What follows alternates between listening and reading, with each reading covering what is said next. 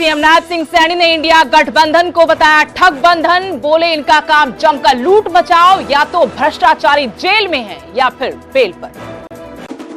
ब्राह्मणों पर दिए बयान पर मचा बवाल, तो रणजीत चौटाला ने प्रेस कॉन्फ्रेंस कर मांगी माफी। बोले मैं व्यक्तिगत तौर पर ब्राह्मण समाज में आस्था रखता हूं। चुनाव नहीं लड़ने पर पूर्व सीएम भूपेंद्र सिंह हुड्डा का बयान, मैं नेता प्रतिपक्ष हूं, मैं चुनाव लड़वाऊंगा, लड़ूंगा नहीं। चुनाव लड़ने से कोई नहीं डर रहा। हरियाणा में आज से गेहूं की खरीद शुरू। अपनी मांगों को लेकर आढ़ती 5 दिन की हड़ताल पर आज 2 घंटों के लिए प्रदेश भर में मार्केट कमेटी कार्यालयों के बाहर दिया धरना। सांसद संजय भाटिया को मिल सकती है बड़ी जिम्मेदारी। पूर्व सीएम मनोहर लाल ने दिए संकेत। पार्टी प्रदेश अध्यक्ष पद के प्रबल दावेदार हैं भाटिया। अशोक तंवर का कांग्रेस पर तंज, कांग्रेस के पास पत्ते ही नहीं है तो खोलेगी क्या। केजरीवाल पर बोले जिसने केजरीवाल का झंडा उठाया हरियाणा में उसे धोखा मिला। दोस्त का हत्यारा 14 साल बाद चढ़ा पुलिस के हत्थे। 2011 में होली के दिन शराब के नशे में पीट कर दोस्त को उतारा था मौत के घाट। दिल्ली के मुख्यमंत्री अरविंद केजरीवाल को जेल राउज एवेन्यू कोर्ट ने 15 अप्रैल तक न्यायिक हिरासत में भेजा। तिहाड़ में जेल नंबर 2 होगा नया पता। केजरीवाल ने की जेल में 3 खिताबें मुहैया करवाने की मांग। रामायण, महाभारत और हाउ प्राइम मिनिस्टर्स डिसाइड किताबें मांगी। साथ ही एक टेबल और चेयर रखने की भी मांगी अनुमति।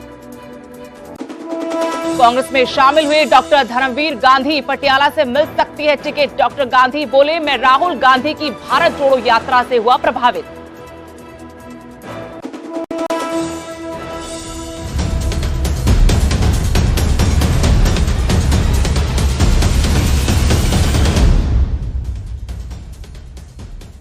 नमस्कार, हरियाणा प्राइम में आपका स्वागत है। आपके साथ मैं स्पेश नैन मोर। बुलेटिन की शुरुआत करेंगे बड़ी खबर के साथ। चंडीगढ़ से बड़ी खबर, इंडिया गठबंधन पर मुख्यमंत्री नायब सिंह सैनी ने जमकर वार किए हैं। इंडिया गठबंधन की रैली को उन्होंने घोटालेबाजों की बारात बताया। ये गठबंधन नहीं ठग बंधन है। इनके काम जम के लूट मचाओ, मोदी जी को गाली दो, सारे चोर इकट्ठे हो जाओ, या तो भ्रष्टाचारी जेल में है या फिर बेल पर। एक एक कर मुख्यमंत्री नायब सिंह सैनी ने अपने विरोधियों को निशाने पर लिया। प्रेस कॉन्फ्रेंस कर जमकर निशाना साधा। मुख्यमंत्री नायब सिंह सैनी ने इंडिया गठबंधन की रैली को घोटालेबाजों की बारात बताया, तो वहीं कहा कि ये गठबंधन नहीं बल्कि ठग बंधन है। भ्रष्टाचारी या तो जेल में है या फिर बेल पर है। इनका काम ही यह है कि मोदी जी को गाली दो, लोकतंत्र को गाली दो, सारे चोर इकट्ठे हो जाओ।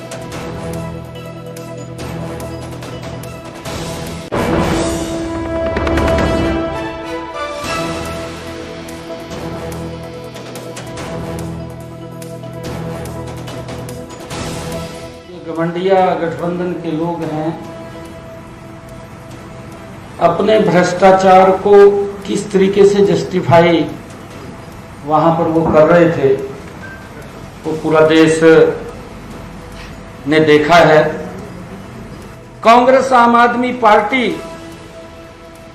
दिल्ली में दोनों आपस में मिले हुए हैं और पंजाब के अंदर देखें हम आपके कौन हैं। ये इस प्रकार का इस इंडी गठबंधन के अंदर देश को देखने को मिल रहा है। ने माफी मांगी है। ब्राह्मण समाज पर जो टिप्पणी की थी, उस पर जो बवाल मचा था, उसके बाद प्रेस कॉन्फ्रेंस करने के लिए आना पड़ा। रणजीत चौटाला को बकायदा कहा कि मैं अपने शब्द वापस लेता हूं। एक समाज, ये जो समाज है ब्राह्मण समाज, वो अग्रणी है, वो हमेशा उनकी इज्जत करते हैं। ब्राह्मण सबसे अग्रणी आदमी है, समाज है। मैं व्यक्तिगत तौर पर ब्राह्मण समाज में आस्था रखता हूं।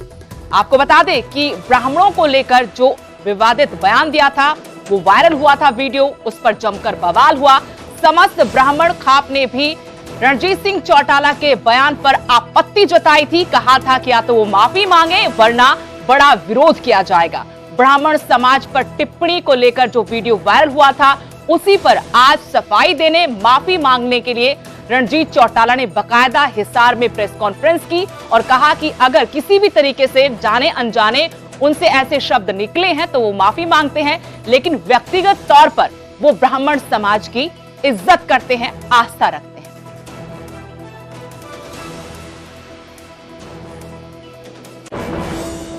कोई जाने अनजाने में कैसे एक शब्द किस तरीके से कल से जो घूम रहा है, मैं उस पर जरा स्पष्टीकरण देना चाहता हूँ। ब्राह्मण समाज सदा से मैं सलासर जाता हूँ, बराबर पिछले 2 साल के दौरे पर भगवान को मानते हैं, ईश्वर को मानते हैं, और ये जब ये रास्ते दिखाए जाते हैं ये ब्राह्मण के कहने से सीख रहा था। तो ईश्वर को मानता हूँ, जो ईश्वर की भक्ति करने में जो परिवार पूरे जीवन से लेके अब तक, रामायण से लेके अब तक जो भगवान को मानते हैं वो हमारे आदरणीय है, वही हमें सिखाते हैं कि भगवान क्या है, परमात्मा क्या है। तो मैं कोई ऐसी जाने अनजाने में अगर कोई ऐसा शब्द कोई गलत इस्तेमाल हो गया, हालांकि मैं करता नहीं, ब्राह्मण देवता करके कहा है, तो आगे पीछे कुछ कलिपू या कुछ जुड़िया बात करना, कुछ इंटेंशनली भी आदमी उसमें जोड़ के कर देता है। मेरा ऐसा कोई आशय नहीं था। ऑफ द रिकॉर्ड बहुत चीजें होती है जो आप करना आपस में बोलते हैं, मजाक है, जीवन है। मैं भी आपकी तरह एक सामान्य आदमी हूँ, मैं भी ह्यूमन बीइंग हूँ। कुछ कहीं कुछ हो गया तो भी उसके लिए मैं माफी चाहता हूँ। मेरे लिए उधर चुनाव नहीं लड़ने पर पूर्व सीएम भूपेंद्र सिंह हुड्डा ने भी बयान दिया है। विरोधी आरोप लगा रहे कि वो मैदान छोड़कर भाग गए हैं, हार का डर उनको सता रहा है। इसी पर भूपेंद्र सिंह हुड्डा ने कहा, मैं नेता प्रतिपक्ष हूं, मैं चुनाव लड़वाऊंगा, लड़ूंगा नहीं, कोई डर कर नहीं भाग रहा। आप देखिएगा हमारे उम्मीदवारों को। रोहतक से एक बार फिर उन्होंने कहा कि दीपेंद्र हुड्डा चुनाव लड़ेंगे। इंडिया गठबंधन जनता के सभी नेता एक साथ पहुंचे। इस बात को लेकर कहा कि जिस तरीके से इंडिया गठबंधन के तहत सभी विपक्षी नेता एक साथ आए हैं, इससे जनता समझ जाएगी। लोकसभा चुनाव में अभी वक्त है, 25 मई को चुनाव है। जल्द ही कांग्रेस भी अपने उम्मीदवारों के नामों का ऐलान कर देगी। विरोधी लगातार हुड्डा परिवार पर, पिता पुत्र पर आरोप लगा रहे हैं कि वो अपनी हार सामने देखकर घबरा गए हैं, चुनाव मैदान छोड़ दिया है। भूपेंद्र सिंह हुड्डा ने इसी का जवाब देते हुए कहा कि मैं नेता प्रतिपक्ष हूं, मैं चुनाव लड़वाऊंगा, लड़ूंगा नहीं। हुड्डा हमारे साथ बातचीत करने के लिए मौजूद हैं। लोकसभा चुनाव की तैयारियां शुरू हो गई है, ऐसे में कांग्रेस की टिकट कब आ रही है सर? क्योंकि 25 मई को चुनाव होने वाले हैं, कैसी तैयारियां चल रही हैं? नहीं तो बहुत दूर है, अभी तैयारी हो रही है। हमारी स्क्रूटनी कमेटी की मीटिंग होनी है। स्क्रूटनी कमेटी मीटिंग के बाद हम सेंट्रल इलेक्शन कमेटी में जाएंगे, वहाँ फाइनल की जाएगी। कांग्रेस के कई लोग टूट कर गए और भाजपा ने उनको टिकट दी है, ऐसे में कांग्रेस के कैसे उम्मीदवार रहेंगे? क्योंकि भाजपा कह रही है कि इनके तमाम बड़े नेता चुनाव नहीं लड़ना चाह रहे। सब चुनाव जो जिसको पार्टी कहेगी वो चुनाव लड़ेगा। सर, कल गठबंधन में तमाम लोग आप लोग शामिल हुए, एक साथ एकजुट होकर दिखे, किस तरीके से रहेगा, इसका प्रभाव पड़ेगा सर लोकसभा चुनाव? बिल्कुल, इतना महारैली थी वहाँ, 18 पार्टियाँ इकट्ठी हुई, एक यूनिटी शो हुआ और ये दिखाया है कि प्रजातंत्र में पक्ष विपक्ष दोनों मजबूत होने चाहिए, जब भी प्रजातंत्र मजबूत हो। सर, आप लीडिंग में रहेंगे या फिर चुनाव आप भी लड़ेंगे? क्योंकि रोहतक में काफ़ी इंपॉर्टेंट रहने वाला है इस बार, वहाँ क्या कुछ रहेगा? रोहतक में तो जो है अभी तक तो दीपेंद्र सिंह का नाम है, पार्टी फैसला करेगी। आप लड़ेंगे सर चुनाव? नहीं, मैं लीडर ऑफ अपोजिशन हूँ, मैं लड़वाऊंगा चुनाव। धन्यवाद हमसे बातचीत करने के लिए। तो आप सुन रहे थे भूपेंद्र सिंह हुड्डा को साफ तौर पर कहना है कि जल्द ही टिकट की घोषणा होगी और रोहतक से दीपेंद्र हुड्डा चुनाव लड़ेंगे। ये दिल्ली से मैं रवि मिश्रा, न्यूज़ 18। सांसद संजय भाटिया को बड़ी जिम्मेदारी मिल सकती है। पूर्व सीएम मनोहर लाल ने इसके संकेत दिए हैं। एक बार फिर से संजय भाटिया की जमकर तारीफ करते नजर आए मनोहर लाल, जो कि करनाल लोकसभा से इस बार बीजेपी के उम्मीदवार, यहीं से पिछली दफा चुनकर आए थे संजय भाटिया। और एक बार फिर सवाल यही खड़ा होता है, क्या हरियाणा भाजपा का अध्यक्ष संजय भाटिया को बनाया जा सकता है? मनोहर लाल के सीएम पद से इस्तीफे के वक्त भी ऐसे ही कयास लगे थे जब नायब सिंह सैनी को मुख्यमंत्री बना दिया गया था।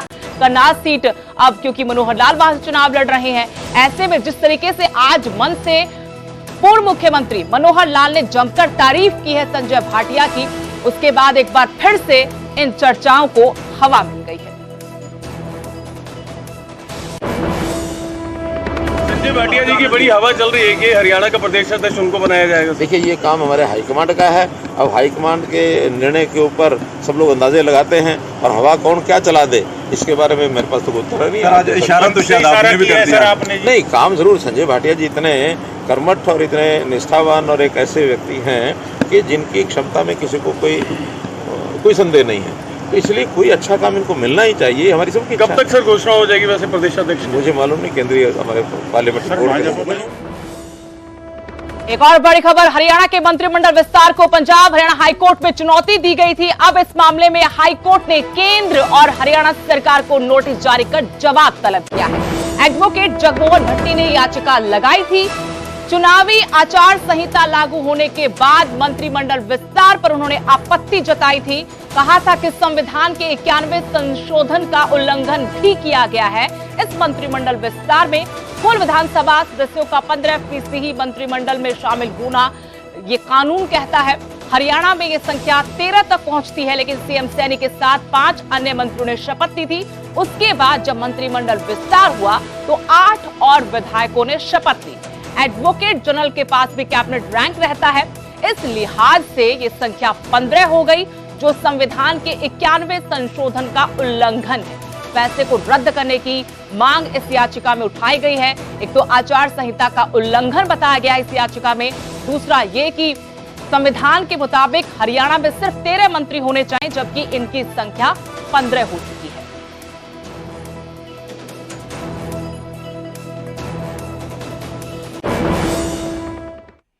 भिवानी से बड़ी खबर, पूर्व उप मुख्यमंत्री दुष्यंत चौटाला कांग्रेस पर जमकर बरसे हैं। कहा कि कांग्रेस के बड़े नेताओं ने चुनाव लड़ने का दम नहीं दिखाया है, उनमें दम नहीं है चुनाव लड़ने का। वीरेंद्र सिंह में दम है तो बड़ी रैली करके दिखाएं। सत्ता में रहने वाली पार्टी को लेकर कहा, क्योंकि सवाल पूछा गया था अरविंद केजरीवाल को लेकर, तो दुष्यंत चौटाला ने कहा कि सत्ता में रहने वाली पार्टी एजेंसियों का दुरुपयोग करती है। बीजेपी का चेहरा नई कांग्रेस का चेहरा है। इससे पहले भी बीजेपी को लेकर वो कह चुके हैं कि बीजेपी का नाम बदलकर नई कांग्रेस रख देना चाहिए। जब पूछा कि उम्मीदवारों के नामों का ऐलान कब तक होगा, तो दुष्यंत चौटाला ने कहा कि नवरात्रों में वो अपनी पार्टी के उम्मीदवारों के नामों का ऐलान कर देंगे। एजेंसीज का दुरुपयोग तो हमेशा से सत्ता में रहने वाले लोगों ने किया है। तो एजेंसीज का दुरुपयोग तो हमेशा से सत्ता में रहने वाले लोगों ने किया है। तो एजेंसीज का दुरुपयोग तो हमेशा से सत्ता में रहने वाले लोगों ने किया है। तो एजेंसीज का दुरुपयोग तो हमेशा से सत्ता में रहने वाले लोगों ने किया। उधर यमुनानगर में कृषि मंत्री कंवरपाल गुर्जर ने बरसात और ओलावृष्टि से खराब हुई फसलों का मुआयना किया, जायजा लिया कितना नुकसान हुआ है। जगाधरी के गांव ताहरपुर के खेतों में कृषि मंत्री पहुंचे, वहीं से कृषि मंत्री ने उच्च अधिकारियों से फोन पर बात की। कहा कि सरकार फसलों के नुकसान की भरपाई करेगी। आपको बता दें कि बारिश ओलावृष्टि की वजह से फसलों को खासा नुकसान पहुंचा था। कृषि मंत्री कंवरपाल गुर्जर उसी नुकसान का जायजा लेने के लिए खेतों में पहुंचे। मौके से ही अधिकारियों को फोन लगाया और जरूरी दिशा निर्देश देते हुए नजर आए। ये भी आश्वासन अन्नदाता को दिया कि जितना नुकसान हुआ है उसकी भरपाई सरकार जरूर करेगी।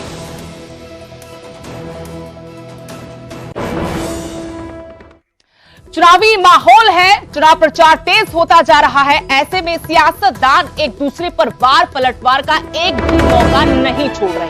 अशोक तंवर ने अब कांग्रेस पर तंज कसा। कहा कांग्रेस के पास पत्ते ही नहीं है तो खोलेगी क्या। कांग्रेस 25 मई के बाद अपने उम्मीदवार डिक्लेयर करेगी। बता दें 25 मई को ही हरियाणा में चुनाव है। अरविंद केजरीवाल पर भी अशोक तंवर ने निशाना साधा। कहा कई लोग जेल में चले गए हैं और कुछ जाने वाले हैं। केजरीवाल ने कई लोगों को धोखा दिया। जिसने केजरीवाल का झंडा उठाया, हरियाणा में उसे धोखा मिला।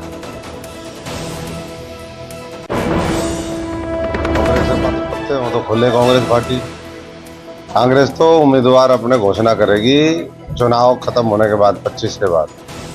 अभी तो वो जो है ना आपसी गुटबाजी में एक दूसरे का कांटा निकालने में कैसे जो है अपने आप को जो पहले लूट खसोट उन्होंने करी है, अपने आप को और अपने सहयोगियों को कैसे बचाया जाए जो जेल के पीछे हैं, जो जेल में जाने वाले हैं। और दूसरी तरफ भारतीय जनता पार्टी नरेंद्र मोदी जी के नेतृत्व में पूरे देश के अंदर अधिकतर सीटें जो है वो घोषित कर चुकी है।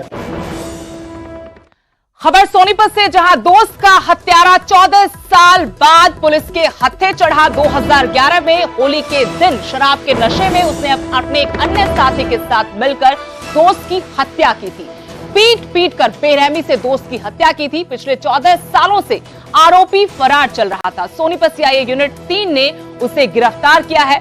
हरियाणा पुलिस ने उस पर 25,000 रुपए का इनाम भी रखा था। बिहार के छपरा का ये आरोपी रहने वाला था।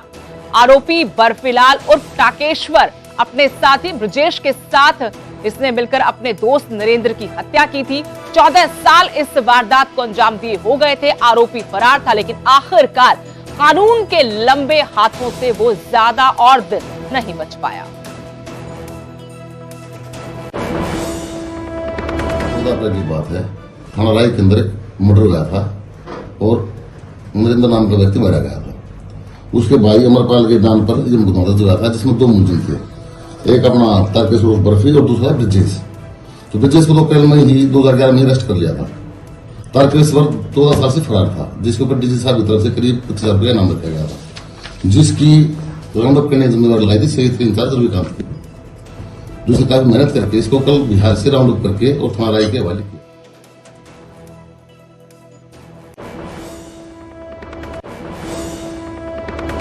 खबर सिरसा से, जहां अलीका गांव में 2 बहनों पर अज्ञात युवक ने जानलेवा हमला कर दिया। युवक ने चाकू से कई वार किए। दोनों बहनों को चोटें आई हैं। निजी अस्पताल में दोनों को भर्ती करवाया गया, जहां पर एक की हालत गंभीर है, उसे आईसीयू में भर्ती करवाया गया। पुलिस ने मामला दर्ज कर लिया है, जांच भी शुरू कर दी है।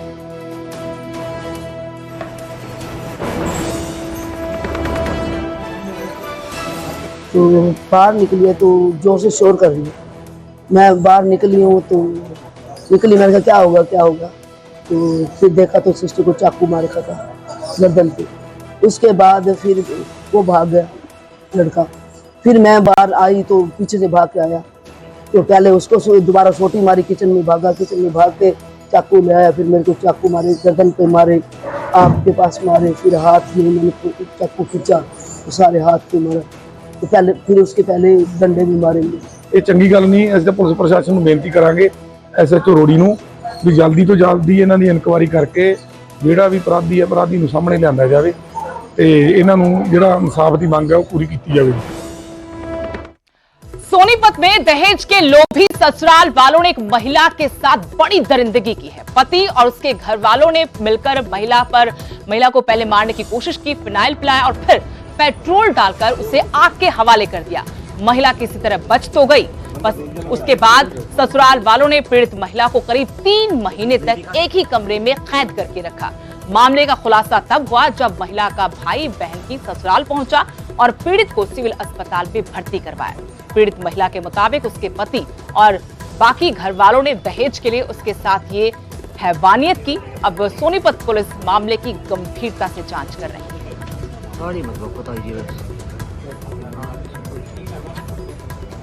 तो ये अपने वो घर पे खाना बना रही थी, तो इसकी ननंदे आई हुई थी। उनने पहले इसके साथ थोड़ी मारपीट भी करी, तो इनको फिर फिनाइल पिलाया। इसको मारने की पूरी साजिश में थे वो। तो उनने इसको पकड़ के फिर इसके ऊपर पेट्रोल डाल के इसको जला दिया। ये जैसे तैसे थोड़ी बहुत बची है। फिर इसको वो रोहतक ले गए। हमें उसने ये बताया कि हम ये तो रोहतक पढ़ने लग गए, हमसे कोई बात नहीं कराई इसने। तो इसको रोहतक ये 1.5 महीना एडमिट रही। फिर आने के बाद इसको एक कमरे में कैद कर दिया, वहीं खाना पानी सब वहीं दिए गए। फिर उन्होंने अंदर ले जाके तीनों ननद थी और मेरे ये हस्बैंड और मेरी सास ये थी, उन्होंने अंदर ले जाके पहले तो मुझे फिनाइल पिलाई, फिनाइल पिला के फिर मेरे को कपड़ों पे डाल दी फिनाइल। फिर उससे आग लगाई, फिर उसमें मेरे को कुछ नहीं हुआ फिनाइल से। फिर पेट्रोल निकाल के लेके आए, फिर पेट्रोल डाल के फिर आग लगा दी मेरे अंदर। कब हुआ ये पूरा मामला, कब की बात है? 24 दिसंबर रात 11 बजे कि मेरे दहेज मांगते थे कि मैंने नहीं ले रखे। कहते थे अपना घर बेच के आ, मैं अपने माँ बाप के एक ली हूँ, तो कहते अपना घर बेच के आ और मेरे को गाड़ी दिलवा पहले और वो कर। सिरसा मार्केट कमेटी के बाहर आड़तियों ने आज धरना लगाया। हरियाणा सरकार के खिलाफ इन्होंने जमकर नारेबाजी की। आड़तियों को कमीशन नहीं देने से ये नाराज हैं। अगले 5 दिन तक धरना जारी रखने की चेतावनी भी दी गई है। सरकार ने मांगे नहीं मानी तो कहा कि आंदोलन करेंगे। सरकार पर मंडियों को खत्म करने का आरोप भी लगाया। आड़ती एसोसिएशन की तरफ से फैसला हुआ है कि जो लंबित मांगे हैं और कमीशन बढ़ाने की जो मांग है, अगर वो सरकार ने पूरी नहीं की तो आंदोलन को तेज किया जाएगा। 5 दिन तक इसी तरीके से वो धरना प्रदर्शन करेंगे। आपको बता दें कि आज से ही गेहूं की सरकारी खरीद शुरू हुई है और आज से ही आड़ती एसोसिएशन का फैसला कि वो धरना प्रदर्शन करेंगे। बातें तो कई हैं, लेकिन मेनली जो है हमारा धरना दामी की वजह से था, क्योंकि दामी सरकार हमें कॉटन पे नहीं दे रही और सरसों की खरीद भी वो अपने तरीके से करवा रही है, जिससे हमें दामी नहीं मिल रही है और कणक के पे भी दामी हमें 12 रुपये क्विंटल कम के हिसाब से मिल रही है। तो उसके लिए हमारा धरना था और ये धरना लगातार 5 दिन चलेगा। अगर सरकार फिर भी नहीं मानेगी तो हम हड़ताल भी करेंगे और भूख हड़ताल भी करेंगे और अमन अनशन भी। मेन प्रधान जी ने अभी आपको बताया है, अभी हमने मेन सभी फसलों के ऊपर हमें दामी चाहिए। ये आज हड़ताल पूरे हरियाणा में है, लगभग 140 प्लस मंडियों के अंदर हड़ताल चल रही है। हमारी हरियाणा आड़ती एसोसिएशन ने कुरुक्षेत्र में मीटिंग रखी थी, हमने प्रधान जी ने वहाँ ये बात रखी थी भी हम सरकार के खिलाफ रोज प्रदर्शन करना चाहते हैं और इनकी बात सारी हरियाणा में उन्होंने हरियाणा आड़ती एसोसिएशन में मानी गई। उस करके आज हम जितनी भी हमें फसलों पर दामी चाहिए वो सरकार हमारी दिन ब दिन घटा रही है, हमें मंडियों से आउट कर रही है। तो इसलिए ये प्रदर्शन हमारा है, रोज प्रदर्शन हमारा 1 से 5 तारीख तक चलेगा। चरखी दादरी में 4 दिन बाद एमएसपी पर सरसों की सरकारी खरीद शुरू हो पाई। सरसों की सरकारी खरीद 26 मार्च से शुरू हो जानी चाहिए थी। आड़तियों और प्रशासन में सहमति बनने के बाद अब जाकर सरसों की सरकारी खरीद शुरू हो पाई है। आपको बता दें कि सरसों की सरकारी खरीद शुरू होने के बाद से ही स्थानीय अनाज मंडी के आड़ती उनके जरिए सरसों की खरीद नहीं किए जाने के विरोध में थे। इसके लिए उन्होंने धरना प्रदर्शन भी किया और खरीद का बहिष्कार किया था, जिसके चलते मंडी में खरीद प्रक्रिया सुचारू रूप से नहीं हो पाई थी। खरीद के पहले दिन हजारों किसान अपनी फसल लेकर मंडी पहुंचे। करीब 2 किलोमीटर लंबी लाइनें भी वाहनों की लग गई, जिसकी वजह से जाम लग गया। खरीद को लेकर जो मारामारी हो रही है उसको लेकर प्रशासन और पुलिस को भी खासी दिक्कतों का सामना करना पड़ा। वहीं किसानों ने बैकडोर और पैसे लेकर टोकन देने के आरोप भी लगाए। साथ ही प्रशासन और सरकार से खरीद व्यवस्था में सुधार करने की मांग की है।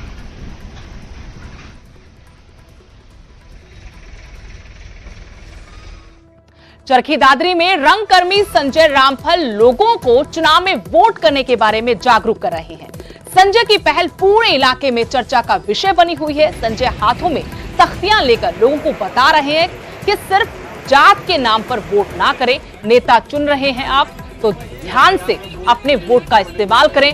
व्यक्तिगत हित नहीं, देश हित में वोट जरूर करें। आपको बता दें, संजय रामफल ने मायानगरी मुंबई की चकाचौंध को छोड़कर समाज हित में काम करने का बीड़ा उठाते हुए खुशियों की दीवार शुरू की थी। साथ ही समाज में कुरीतियों के खिलाफ भी अभियान चलाते हैं। अब वे वोट का अधिकार के बारे में लोगों को जागरूक कर रहे हैं।